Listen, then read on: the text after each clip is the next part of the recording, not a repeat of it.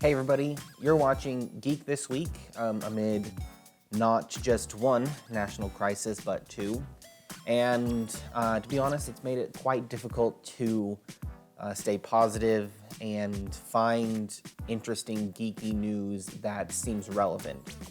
But I did scour the interwebs for some good stories, hopefully to brighten your day a little bit and encourage you to stay positive and realize that despite all of the inequality and injustice that is currently ongoing throughout at least the United States right now, there is a positive side, and there are people that are working to meow. It's my cat. Shh.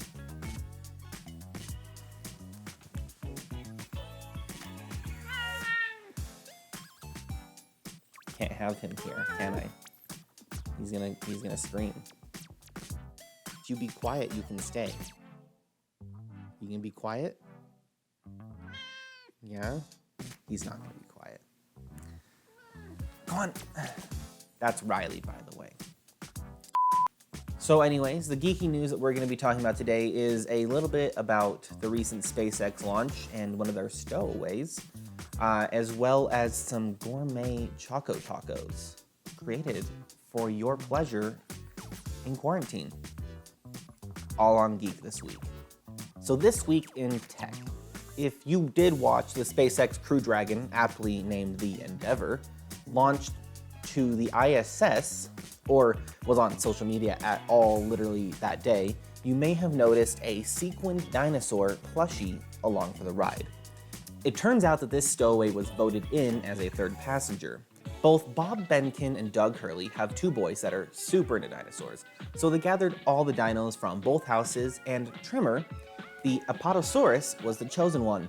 Zero-G indicators like Tremor are a long tradition going all the way back to Yuri Gagarin, the first person to fly in space, who brought a small doll along with him. They are used now to show the effects of microgravity and bring along a little enjoyment. And honestly, can't wait for Tremor to come back to Earth. The Department of Defense is once again trying to migrate from IP4 to IP6, but it doesn't seem to be going very well. IP6 has the potential to be significantly more secure, as sites can stop relying on NAT, and every device can have its own unique public IP address, which would be really nice. The original attempts were in 2003 and 2010, and both were scrapped because of the lack of certified personnel, and in 2010, IP6 was not secure enough for the DoD's sensitive work. This third attempt, though, seems to not be following the Office of Management and Budget, the OMB, requirements. They have not completed an inventory of existing IP-compliant devices and technologies, dropped a cost estimate or a risk analysis, and so in its current state, the IP6 migration is woefully behind. And apparently the DoD has no plans to adopt the OMB's policies, so we'll see how this ends up. But it should be noted that pretty much everyone has been really slow on the adoption of IP6 though. In other news this week, if you want an idea of what it would be to kind of step into the shoes of Elon Musk, listen to Lyndsay Tucker. Tucker is a 25-year-old that managed to get Musk's old cell phone number, and she gets all sorts of communications meant for Musk himself. She has offers to buy 1,000 Tesla trucks, blueprints for a bionic limb, and even the IRS has called about some tax issues. Originally, Tucker didn't know who Musk was, but now she feels obligated to educate herself on what the tech CEO has said because she's bound to get messages and calls related to it, especially when Musk really shakes things up, like threatening a lawsuit against the state of California over those COVID-19 restrictions.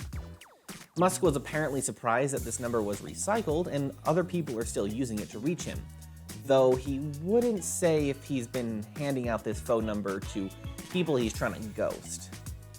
I'm on to you, Elon. We see what you're doing. Feel like making Chaco-Tacos at home? Well, Claire Sefitz from Bon Appetit can show you how, though kudos to you if you managed to replicate her amazing work. She loves the idea of Chaco-Tacos, but was clearly disappointed with the mass-produced execution. So she made a gourmet Chaco-Taco.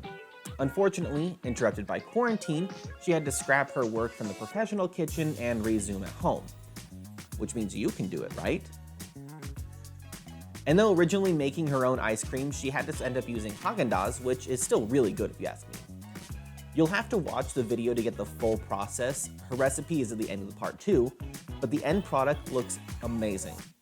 It's thicker, way crisper, and I want one, but do not have the ability to make one. I'm a sad boy.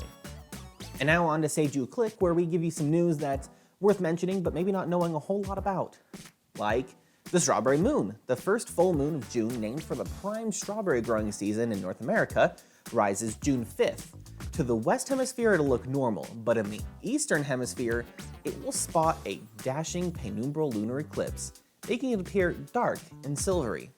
Well, that's all from us this week. I do hope everyone enjoyed the episode and that you're all staying safe out there. As usual, please don't forget to comment on any news that you found interesting or would like us to cover more of. And of course, don't forget to like and subscribe down below. And I'll see you all next Thursday, hopefully on brighter times. Perfect timing.